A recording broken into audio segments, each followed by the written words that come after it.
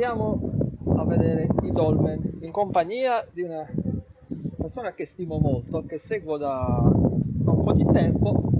Per venire qua ci abbiamo messo alcuni mesi, quindi finalmente adesso posso fare alcune domande a Viviana Pinna, l'archeologa. Benvenuta.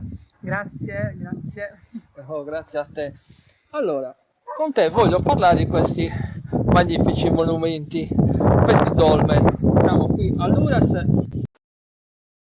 e che qui all'Uras c'è la più alta concentrazione di dolmen rispetto agli altri posti. Cioè qua addirittura ne abbiamo 4 di questa datazione qua, cosa che nel resto della Sardegna non è così, ne potete trovare uno e basta, giusto? Sì, effettivamente è vero, nel giro di pochi metri Sì. potremmo dire, Sì. anzi addirittura proprio qua nel giro di pochi metri c'è una concentrazione elevata, sono esattamente come hai detto tu, sono 4 e in genere invece si trovano più che altro in situazioni isolate, Sì. sono isolati i dolmen, invece qua insomma c'è una concentrazione abbastanza No, elevata. da quello che so io sono dei monumenti funerari costruiti al partire dal Neolitico recente, cioè intorno al 3005, 2005, 2007, giusto?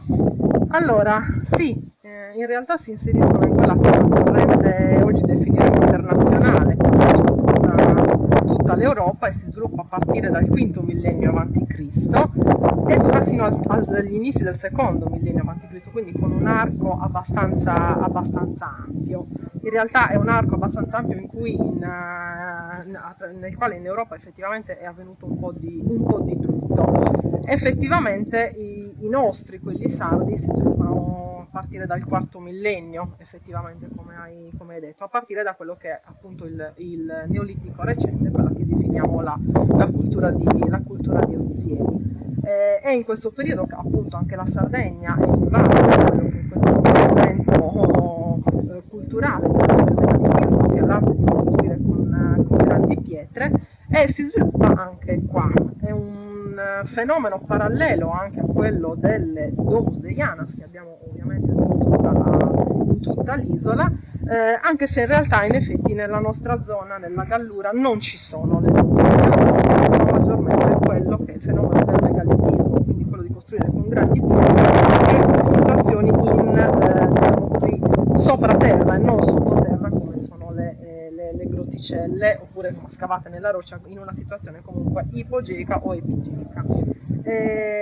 I dolmen appunto li abbiamo qua in Gallura, effettivamente veniva attribuito più che altro ad una cultura diversa l'edificazione di queste strutture e veniva diciamo così attribuita a una cultura prettamente che si dedicava alla pastorizia. In realtà questo è un fenomeno che riscontriamo anche in tutto il resto d'Europa, quindi questi confronti ci aiutano, sono posizionati in altipiani, in bassi tavolati, in zone anche diciamo così, vicine a vie di comunicazione, un po' anche a marcare il territorio. Diciamo che hai detto bene che sono dei monumenti funerari, però si lega molto anche a un qualcosa legato al culto e forse anche ad uno status sociale. Purtroppo non abbiamo ritrovato resti ossei all'interno, se non in qualche caso molto, molto isolato in Sardegna, quindi non è stato possibile, non abbiamo datazioni al radiocarbonio,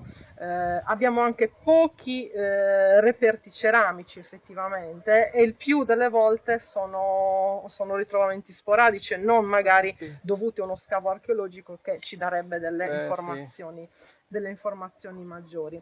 Quindi sono delle ipotesi queste qua che però non hanno la prova assoluta. La prima ipotesi praticamente è quella che queste erano delle tombe collettive, questa è la principale. Sì, collettive o forse no, anche singole, oppure magari di uno o più individui, ma non esattamente collettive come magari potremmo intendere le tombe di giganti, dove abbiamo la prova Ok, di centinaia sì. di resti di 200 persone circa. Vengono in realtà definite come sepolture singole o multiple, però non collettive. Collettive sarebbe un po' più ampio Sì. come termine, sì, sì, sì. Allora, ho una curiosità. Per esempio, Qui io so, magari, cioè, qui nell'area di Luras, attorno ai dolmen, sono stati trovati anche dei frammenti di ceramica che io mi sono segnato addirittura del terzo millennio.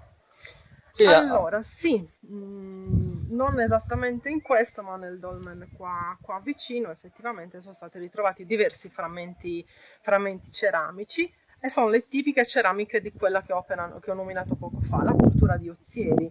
Sono ciotole emisferiche, vasi a cestello, con anche la tipica decorazione della cultura di Ozieri, che è una ceramica anche molto, con una sintassi decorativa quindi veramente sono molto state ricca e trovate scusa, di interessante. volo proprio delle belle ceramiche, non dei pezzettini, Frammenti, dei non, frammenti. sì, non sono, è sempre molto Diciamo, difficile non il trovare, vaso completo, no, però dei esatto, pezzi. è sempre molto difficile Sì. trovare il vaso integro in scavi preistorici, effettivamente, a meno che non si abbia la fortuna di trovare un contesto che non è stato indagato o neanche, diciamo così, neanche visitato come spesso accade. Però sì, questi frammenti ceramici sono stati trovati, riconducibili assolutamente alla cultura di Ozieri,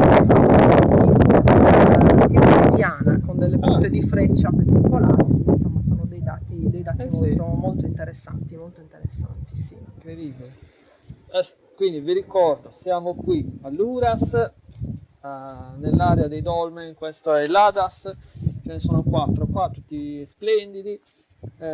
Se passate da queste parti, quindi siete qui in Gallura, magari state andando verso Tempio, siamo qui vicino, fateci un salto perché è bellissimo, oltre a respirare una bellissima aria pulita, è un bellissimo posto perché qua ci sono anche altri monumenti. Per dirne una, non tanto lontano, c'è Tempio Pausania, e lì ci sono per esempio il nuraghe Maiori che è bellissimo. E passate da queste parti, qui anche, come hai detto tu prima, siamo in altura, cioè non siamo giù. Infatti da qua si gode anche di una vista bellissima e si vede il paese con anche il monte Limbara. Quindi è davvero un posto bellissimo. E in diverse aree europee hanno anche simulato l'edificazione di queste strutture.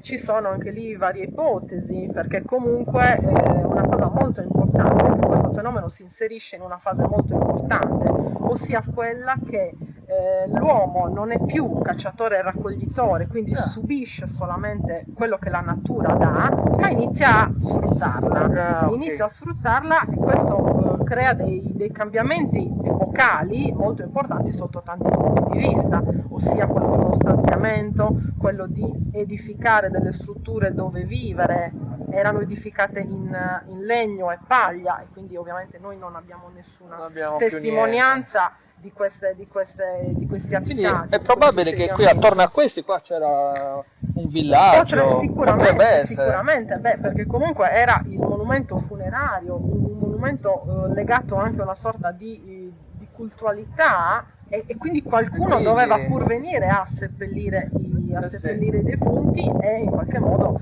a fare dei rituali, sono ipotizzati rituali all'esterno, insomma, davanti sì, a queste strutture, libagioni, tant'è che spesso e volentieri troviamo delle canalette, troviamo delle coppelle scavate in questi massi che ci fanno ipotizzare appunto a rituali del genere. Quindi l'uomo inizia anche a sfruttare l'ambiente, inizia a cavare le pietre, qua ne abbiamo esatto, assolutamente la prova, inizia a creare quelli che sono i primi, oggi li definiremo impatti ambientali nel territorio. E quindi questo provoca anche un cambiamento a livello della società, della struttura anche della società.